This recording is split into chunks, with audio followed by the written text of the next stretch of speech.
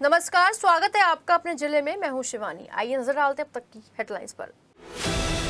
भैंसुमा गांव के जंगल में गैंगवार कालू और गोलू के गैंग के बीच चली 50 राउंड फायरिंग। जली हुई बाइक और खोखे पुलिस ने किए बरामद। सेना के जवान की पिटाई के मामले में बड़ा एक्शन। भूनी टोल प्लाजा का ठेका निरस्त। आगे भी बिड डाल नहीं पाएगी कार्यदायी संस्था, बैठाई गई जांच। 50 लाख की ज्वेलरी लूटने वाले ईरानी गैंग के 2 बदमाश पुलिस मुठभेड़ में घायल, 1 गिरफ्तार 3 फरार। बुलियन ट्रेडर्स ने पुलिस का किया धन्यवाद। गांव से निकलकर शहर में पहुंचा चोर का शोर। रजवन के छोटा बाजार में देर रात मचा चोर के शोर के बाद सदर बाजार थाना प्रभारी ने मौके पर पहुंचकर संभाली स्थिति। अफवाहों पर ध्यान नहीं देने की करी अपील। प्रधानमंत्री टीबी मुक्त भारत अभियान अंतर्गत आयुक्त मेरठ मंडल मेरठ ने निक्षय मित्र के रूप में उपचारित टीबी मरीज को प्रदान की पोषण पोटली। क्या 15 दिनों के अंदर सेंट्रल मार्केट के अंदर होगी ध्वस्तीकरण की प्रक्रिया? सांसद अरुण गोविल ने रेल मंत्री से की हरिद्वार के लिए सुपर फास्ट ट्रेन की मांग। ऊर्जा मंत्री डॉक्टर सुमिन तोमर ने की गृह मंत्री अमित शाह से मुलाकात। श्रद्धांजलि सभा में पहुंचे सपा नेता रामगोपाल यादव का आरोप, वोट चोरी से भाजपा बनाती है सरकार। और अब खबरें विस्तार से। भैंसुमा थाना क्षेत्र के गांव रहावती में मंगलवार को कालू और गोलू गैंग के सदस्यों में गैंगवार हो गई। दिन दहाड़े 2 गुटों में आमने सामने फायरिंग की घटना ने पूरे इलाके में दहशत फैल गई। बताया जा रहा है कि रामनगर के रहने वाले कालू राम पक्ष और सकौती के रहने वाले गोलू पक्ष के बीच पिछले काफी समय से पुरानी रंजिश चली आ रही है। इसी रंजिश के चलते दोनों गुट मंगलवार को सामने आ गए और देखते ही देखते गोलियों की तड़तड़ाहट से पूरा इलाका गूंज उठा। प्रत्यक्षदर्शियों के अनुसार दोनों पक्षों ने एक दूसरे पर दर्जनों राउंड फायरिंग की। अचानक हुई इस वारदात से गांव में अफरा तफरी मच गई और ग्रामीण घरों में घुस गए। फायरिंग के बीच 2 मोटरसाइकिलें भी मौके पर जली हुई पाई गई हैं, जिससे ये साफ हो रहा है कि घटना कितनी भीषण रही होगी। घटना की सूचना मिलते ही मवाना कोतवाली और भैंसुमा थाना पुलिस भारी फोर्स के साथ मौके पर पहुंची और स्थिति पर काबू पाया गया। पुलिस अधिकारियों ने घटनास्थल का निरीक्षण कर आवश्यक साक्ष्य जुटाए हैं। पुलिस का कहना है कि दोनों गुट आपराधिक प्रवृत्ति के हैं और इनके खिलाफ पहले से कई मुकदमे दर्ज हैं। ग्रामीणों के बीच फायरिंग के इस वारदात से भारी दहशत का माहौल है। लोग इसे गैंगवार की तरह की घटना बता रहे हैं। वहीं पुलिस ने आरोपियों की तलाश तेज कर दी है। बस व्यूज तो लेने पड़ेंगे। मीडिया से क्या? जी भैया। कौन सी से? हिंदुस्तान। मेरठ करनाल हाईवे पर भूनी टोल प्लाजा पर सेना के जवान की पिटाई का मामला गहरा गया है। रविवार रात टोल कर्मियों द्वारा फौजी से मारपीट पर एनएचआई ने टोल कंपनी का ठेका निरस्त कर दिया है और 1 साल के लिए उस पर प्रतिबंध भी लगा दिया गया है। एनएचएआई के निदेशक ने इसकी पुष्टि की है। वैसे तो 7 आरोपी अभी तक गिरफ्तार हो गए हैं, लेकिन मुख्य आरोपी रवि को पुलिस ने अभी तक गिरफ्तार करने में सफलता नहीं मिल पाई है। आपको बता दें कि सोमवार को टोल कंपनी पर 20 लाख का जुर्माना भी लगा दिया गया था। इस मामले को केंद्र सरकार, प्रदेश सरकार और सेना ने गंभीरता से लिया है। इस मामले के बाद उच्च स्तरीय जांच भी शुरू हो गई है। वहीं घायल सेना के जवान को मिलिट्री हॉस्पिटल में देखने वालों की भीड़ लगी है और वहीं टोल प्लाजा पर पुलिस की पिकेट भी तैनात कर दी गई है। वहीं सेना के जवान कपिल की हालत देखकर कपिल के माता पिता भी रो पड़े। खुद को पुलिस वाला बताकर चेकिंग के दौरान सोराब गेट बस स्टैंड के पास 12 अगस्त को कारीगर से 50 लाख की ज्वेलरी लूट की वारदात को अंजाम देने वाले लुटेरा गैंग से पुलिस की मुठभेड़ हो गई, जिसमें लुटेरे विश्वजीत सिंह और मोहम्मद पैर में गोली लगने से घायल हो गए, जबकि घेराबंदी करके साथी दुर्गेश को भी गिरफ्तार कर लिया गया, जबकि इनके 2 साथी अंधेरे का फायदा उठाकर फरार हो गए। वहीं घायल बदमाशों के कब्जे से बड़ी मात्रा में ज्वेलरी, 2 तमंचे, कारतूस और 2 बाइक बरामद की गई है। ये मुठभेड़ नौचंदी थाना इलाके के गुजर चौक के पास उस वक्त हुई जब पुलिस चेकिंग कर रही थी। पुलिस को सूचना मिली कि कारीगर से लूट करने वाले बदमाश यहां से निकलने वाले हैं, जिसके बाद पुलिस ने घेराबंदी कर दी। वहीं खुद को घिरता देख बदमाशों ने पुलिस पर फायरिंग कर दी, जबकि जवाबी फायरिंग में 2 बदमाश घायल हो गए। बता दें कि 12 अगस्त को सराफा बाजार के कारीगर दिलावर चांदपुर से रिपेयरिंग के लिए ज्वेलरी लेकर सोराब गेट बस स्टैंड उतरे थे। तभी खुद को पुलिस वाला बताकर बाइक सवार 2 बदमाशों ने दिलावर की चेकिंग की और थाना थाने ले जाने की बात कहकर बाइक पर बिठाने लगे, लेकिन दिलावर बाइक पर नहीं बैठे, जिसके बाद बदमाशों ने ज्वेलरी से भरा बैग लूट लिया और दिलावर को धक्का देकर भाग निकले। घटना के बाद से ही पुलिस बदमाशों की तलाश कर रही थी। वहीं बदमाशों पर की गई कार्रवाई के बाद मेरठ बुलियन ट्रेडर्स ने पुलिस का धन्यवाद किया है। 12 अगस्त को थाना नौचंदी क्षेत्र में सोराव गेट बस अड्डे के पास एक व्यापारी के साथ करीब 50 लाख की लूट की घटना कारित की गई थी। इस घटना के अनावरण के लिए सीओ सिविल लाइंस के निर्देशन में थाना नौचंदी पुलिस, शहर की स्वाट टीम एवं सर्विलांस टीम को लगाया गया था। इसमें मैनुअल सर्विलांस, मुखबिर की सूचना एवं सीसीटीवी फुटेज के आधार पर कुछ बदमाशों की पहचान की गई थी। आज मुखबिर खास से सूचना मिली थी कि ये सभी बदमाश जागृति विहार एक्सटेंशन के पास देखे गए हैं। सूचना मिलते ही पुलिस द्वारा मौके पर पहुंच के इलाके की घेराबंदी की गई। अपने आप को घिरता देख पुलिस पर बदमाशों द्वारा फायरिंग कर भागने का प्रयास किया गया है, जिसकी जवाबी कार्रवाई में 2 बदमाशों के पैर पर गोली लगी है तथा पास से ही एक और बदमाश को गिरफ्तार किया गया है। अंधेरा का फ़ायदा उठाकर 2 बदमाश भागने में कामयाब रहे हैं।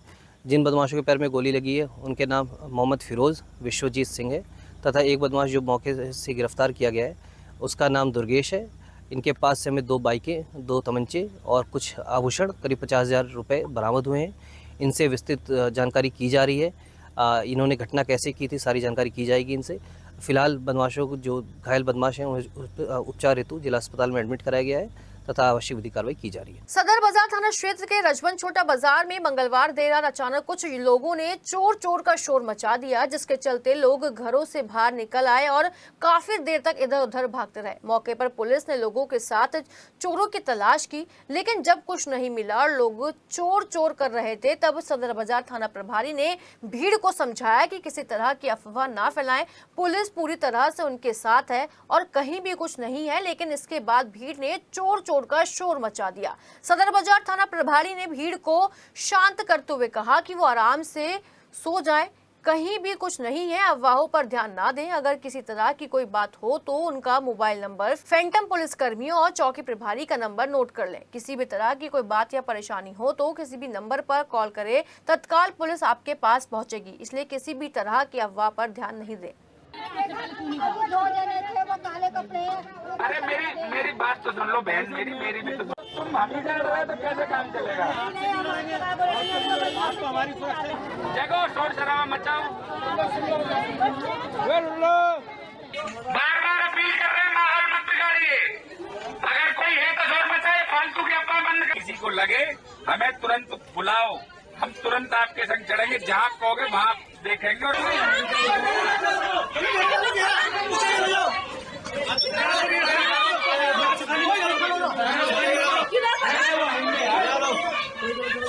प्रधानमंत्री टीबी मुक्त भारत अभियान के अंतर्गत आयुक्त मेरठ मंडल मेरठ ऋषिकेश भास्कर यशोद द्वारा निष्क्रिय मित्र के रूप में TB unit UPSC police line के अंतर्गत उपचारित टीबी मरीज मालती देवी को लगातार 5वीं बार पोषण पोटली प्रदान की गई।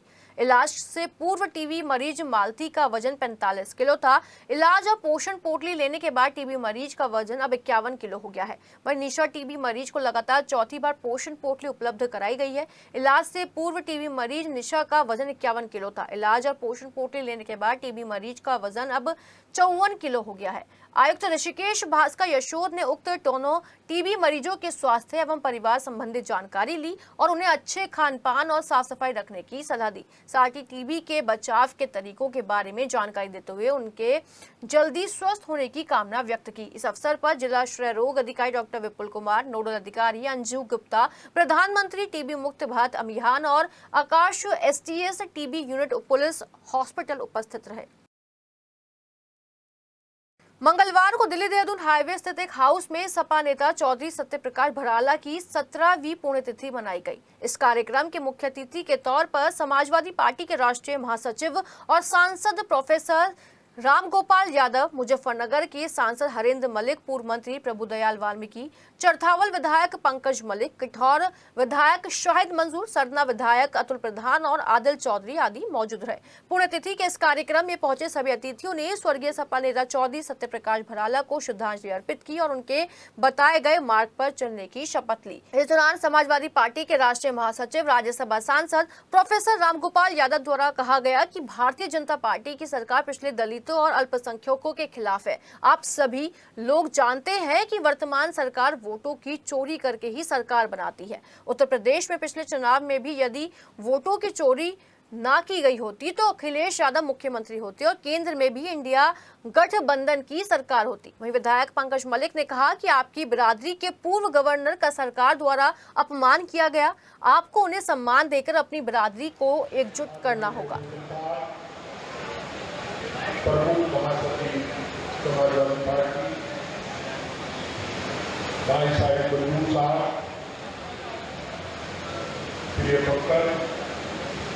प्रभु दयाल जी, सीमा प्रधान जी, पूज्य मातृ शक्ति, सम्मानित बुजुर्गों, बड़ा साथियों, प्रिय पुण्यतिथि है आप लोगों के बीच में है। हर दुख में, हर दर्द में, चाहे बात खाने की हो, अस्पताल की हो, स्कूल की हो या कोई और जीवनसाथी की हो, आप लोगों के बीच में निरंतरता के साथ लगा हुआ है। हम मैं चाहूंगा कि आज हमारी समाजवादी पूरी पार्टी का हमारे बड़े नेता हुआ, जैसे हमारे सांसद जी ने कहा, हमारे मंत्री की श्रद्धांजलि सभा में आज के मुख्य अतिथि हमारे नेता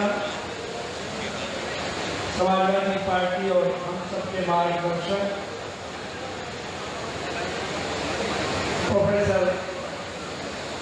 प्रोफेसर साहब, उनके कभी भी नाम लेने की हिम्मत हुई। भावनपुर थाना क्षेत्र में लगातार हो रही चोरियां पुलिस की कार्यशैली पर सवाल खड़ा कर रही है।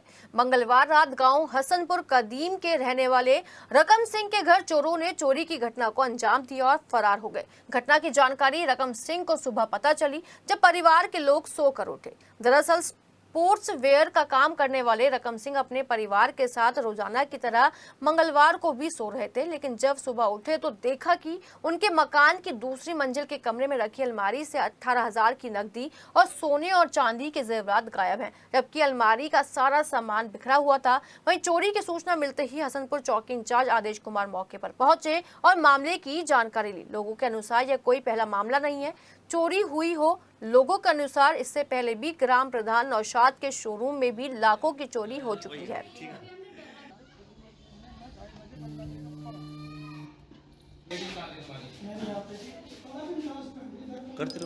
पल्लवपुरम थाना क्षेत्र की उदय पार्क कॉलोनी में मंगलवार को उस समय हंगामा खड़ा हो गया जब नगर निगम की टीम आवारा कुत्तों को पकड़ने पहुंची। इस दौरान एक भारी महिला ने टीम का विरोध किया तो कॉलोनी वासी उसके खिलाफ खड़े हो गए। कॉलोनी वासियों का कहना था कि आवारा कुत्तों ने कई बार बच्चों को घायल किया है। उनकी शिकायत पर ही नगर निगम की टीम कुत्तों को पकड़ने आई थी। वहीं महिला ने इस कार्रवाई को रोकने की कोशिश की और कॉलोनी वासियों को धमकाना शुरू कर दिया। गाली गलौज के बीच उसने जान से मारने तक की धमकी दे डाली। स्थिति बिगड़ने पर कॉलोनी वासियों ने महिला के खिलाफ थाना पल्लवपुरम में लिखित तहरीर दी। पुलिस ने मामला दर्ज कर जांच शुरू कर दिया। निगम अधिकारियों का कहना है कि यह अभियान लगातार जारी रहेगा।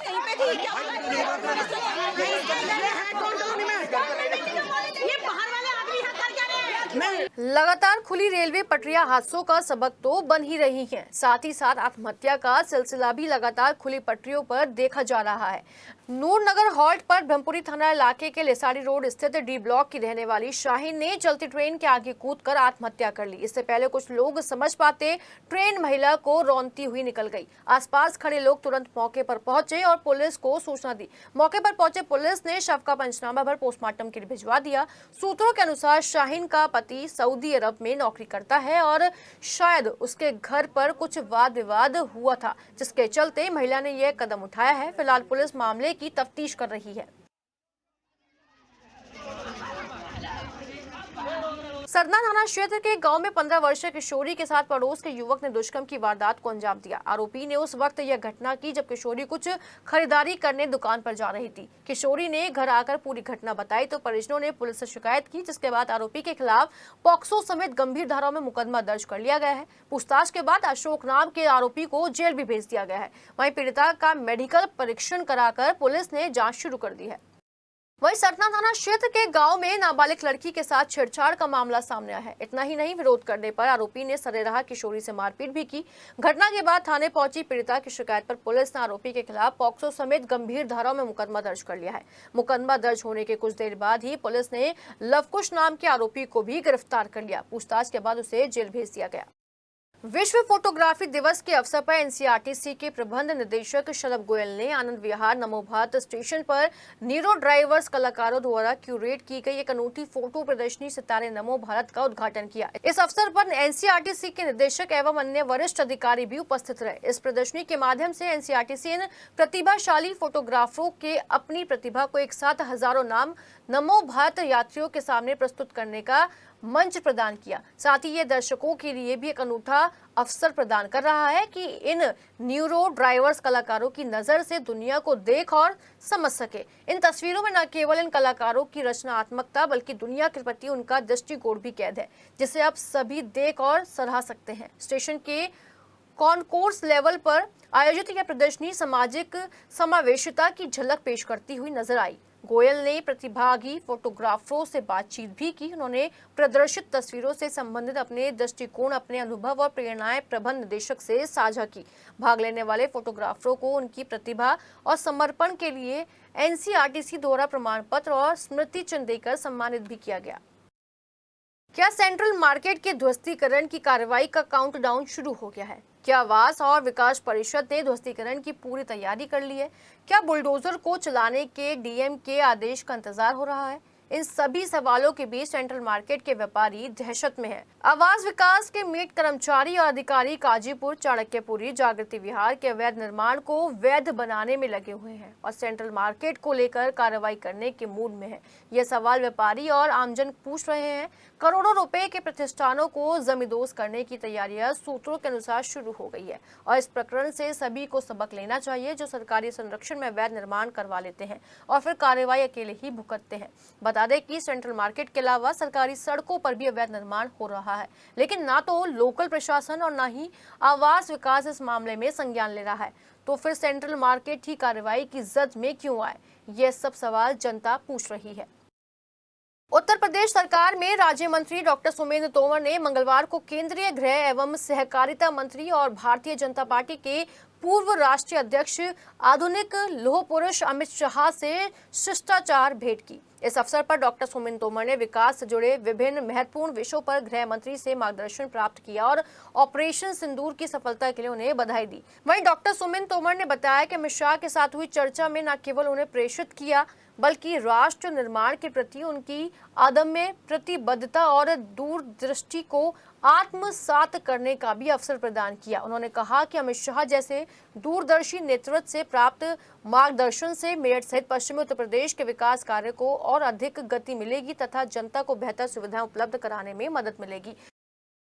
वहीं मेरठ हापुड़ लोकसभा सांसद अरुण गोविल ने रेल मंत्री अश्विनी वैष्णव को पत्र लिखकर दिल्ली से हरिद्वार के लिए विशेष सुपरफास्ट ट्रेन के संचालन का अनुरोध किया। इस पत्र में सांसद ने कहा कि यह मार्ग धार्मिक, पर्यटन, शैक्षिक और औषधीय दृष्टिकोण से अत्यंत महत्वपूर्ण है और इस ट्रेन के संचालन से क्षेत्र में आर्थिक और सामाजिक विकास को गति मिलेगी। सांसद अरुण गोविल ने कहा कि दिल्ली एक महत्वपूर्ण पर्यटन और ऐतिहासिक केंद्र है, साथ ही शिक्षा के क्षेत्र में भी अपना विशेष महत्व रखता है। वहीं हरिद्वार एक प्रमुख धार्मिक नगरी और पर्यटन स्थल के रूप में अपनी विशिष्ट पहचान दिखता है।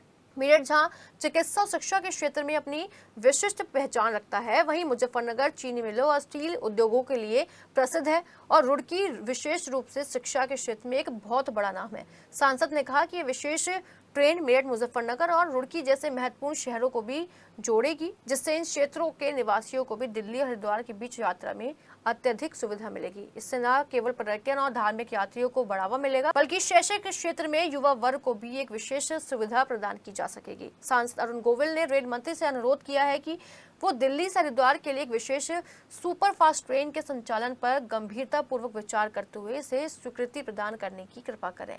इससे क्षेत्र के लोगों को बेहतर यातायात सुविधा मिलेगी और क्षेत्र के विकास को भी गति मिलेगी। मवाना थाना क्षेत्र में रहने वाली एक महिला मंगलवार को एसएसपी कार्यालय पहुंची। एसएसपी कार्यालय में जन सुनवाई कर रहे अधिकारी से मिलकर उसने आरोप लगाते हुए बताया कि जब वो घर पर अकेली थी तभी गांव के रहने वाले 3 युवक उसके घर में घुस गए और उसके साथ बलात्कार करने का प्रयास किया गया। पीड़िता के शोर मचाने पर जब आसपास के लोग इकट्ठा हुए तो आरोपी भाग खड़े हुए। पीड़िता का आरोप है कि उसके जेठ ने आरोपियों को पकड़ने का प्रयास किया तो आरोपियों ने उसके जेठ के सर पर तमंचे की बट मारकर घायल कर दिया। पीड़िता की बात सुनने के बाद जनसुनवाई कर अधिकारी ने पूरे मामले की जांच करवाकर उचित कार्रवाई का आश्वासन दिया है। थाने में गए थे आप? टाइम बर्तन मांज रही थी। अरुण और प्रशांत दोनों तमंचे लेकर आए और मेरी कोली भरकर उठाकर अंदर लेकर गए, खाट पर लेटा कर मेरे साथ नाड़ा तोड़ के और मेरी इज्जत लूटने की कोशिश करी। मेरे पति ड्राइवरिंग करते बाहर रहते हैं और तमंचे लेकर आए। उसके बाद मैंने शोर मचाया तो उसके बाद उन्होंने एकदम सा शोर की आवाज सुनकर पड़ोसी उड़ोसी के एकदम भाग के मेरे देवर जेठ आए उधर से। तो जो पता नहीं तमंचे की पट मारी या ईंट मारी, ये उसका मुझे पता नहीं। अपने जिले में फिलहाल इतना ही। ताजा तरीन खबरों के साथ हम आपके साथ जुड़े रहेंगे। तो फिलहाल हमें दीजिए इजाजत। नमस्कार।